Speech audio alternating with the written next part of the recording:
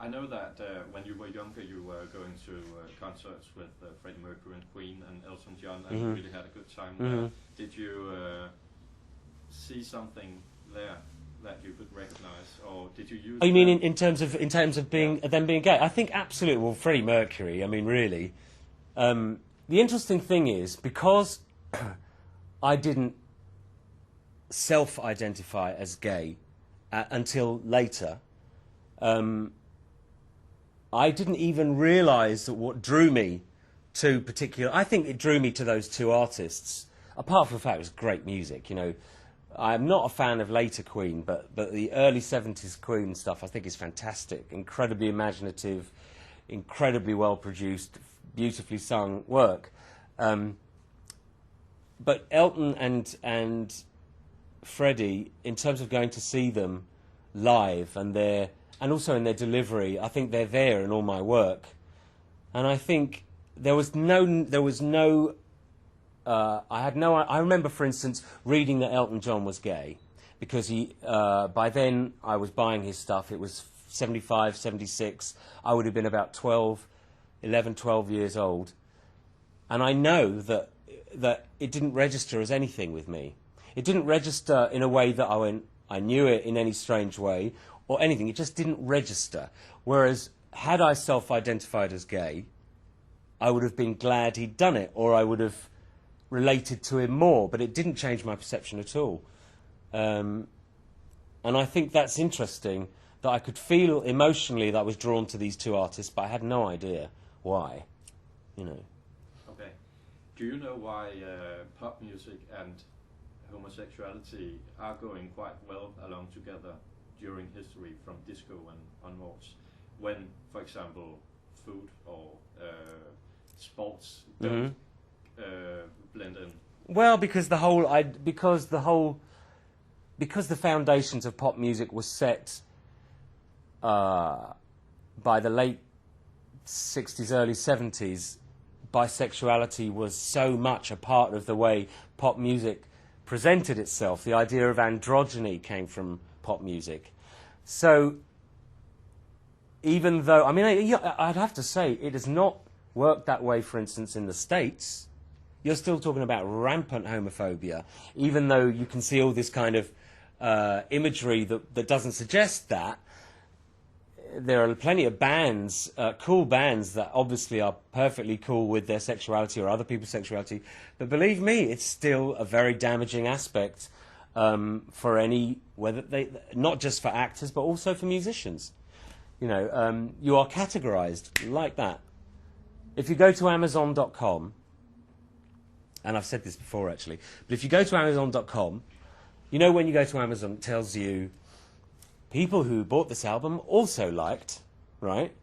And mine now just says people who bought this album also liked the Pet Shop Boys, Elton John, and one other gay artist, basically. And it's like, fuck off.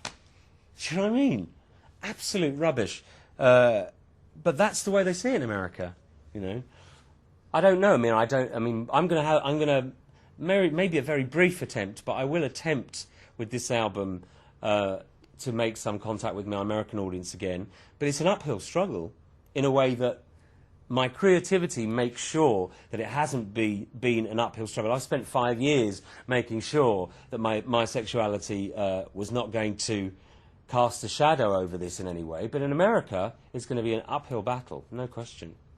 Actually, to be honest with you, it's going to be an uphill battle, but I'll kind of do that, and if it gets difficult, I'll just come away.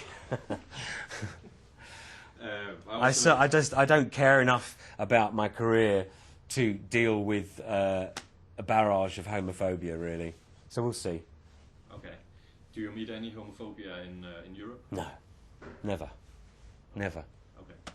A couple of times, a little bit after the arrest, but even those things were like people shouting at you, like one or two people shouted at me as they were driving by in a car. But absolutely no, everyone was perfectly supportive. I mean, I think, Jesus, you think about it, you think how much benefit of the doubt people have given Michael Jackson over the years, right? And he's accused of something really terrible, but But when people really, I mean, Michael Jackson is, regardless of whatever else he is or not, he is a genius, a musical genius, and he's given people a lot. And when people appreciate someone's talent to that degree, they don't want to believe anything bad about them, and they're incredibly forgiving of some things. They're not, obviously, what Michael Jackson's accused of is not forgivable, and it would not be overcomable. But in comparison with that, you can see why I had a relatively easy time of it, you know, because people don't want to see me gone, and they want to listen to my music regardless of whether I'm gay or straight, really. And regardless of whether I've made a fool of myself or not. And I think that is very true of the public, especially as there are less and less great performers or far fewer artists that are really selling consistently. They have fewer people that they're getting their music from. They do. They forgive much more easily than they used to. Okay. Then do you think it's true that there is this creative side to homosexuals? Well, I think there's a questioning side.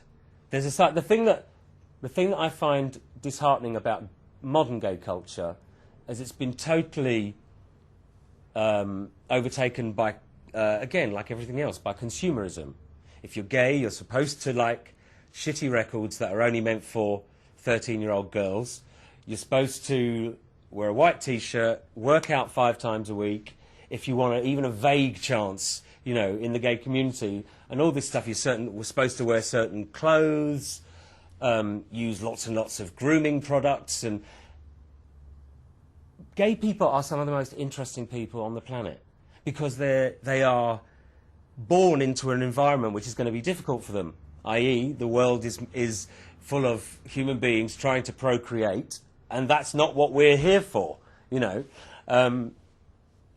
And the honest truth is, you learn to question everything once you start to question people's opinion of your own sexuality. If you're brave enough to tell people, to mentally want people to get lost if they're homophobic, right? If you are strong enough to realise that what you are is not wrong, and yet a large percentage of the world is telling you it is, then you begin to question everything.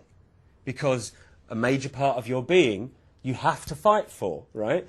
So that, by nature, means that gay people question life earlier on, and therefore are generally, creatively, and in other ways, more interesting people. So how have we been reduced to, you know, gym queens that dance around to Kylie?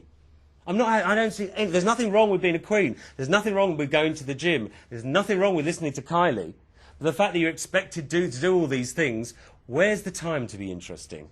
You know, it's just, I hate that. I think it's absolutely a moronic culture, and I think it's unworthy of gay people in general.